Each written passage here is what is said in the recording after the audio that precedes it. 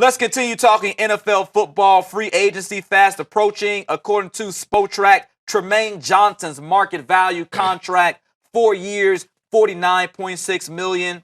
Who do you think might be in the running for Johnson's services when March 9th rolls around, B-Mac? Well, I'm hearing rumors that the Los Angeles Rams are strongly considering franchising Johnson again. Okay. So that is the top option, and I wouldn't be surprised to see that happen. Outside of Trumaine, outside of the Rams, you have the Eagles, who are in dire need of a quality corner in that secondary. They let go Leotis McFadden a few weeks ago. Okay. We know how that secondary kind of had issues against some of the top flight receivers they saw just within their division alone.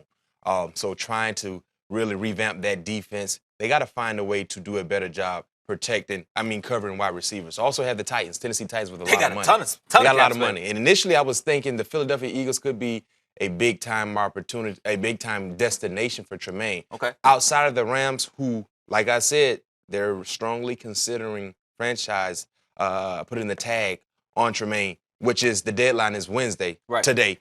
The Tennessee Titans. Okay. With all the money they have available, you see it there on the graphic, under $70 million.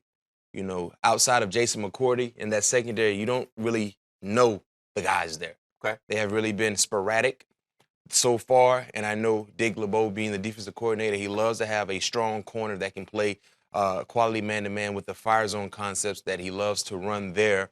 Deshae Townsend, who's the secondary coach, would love to have a big-time corner like Johnson in that secondary. So they're very, very close to doing something special. I think if they can make a few moves with the resources they have available, you know, they have a chance of really coming out of that division and winning that division. Johnson could be the #1 cornerback out there. I don't know if the Packers have a ton of money, but I do know they cut Sam Shields, and they don't necessarily have a #1 corner, so to speak. And when you look at what the Packers did in the playoffs, you know, their secondary and their pass defense, to me, was an issue.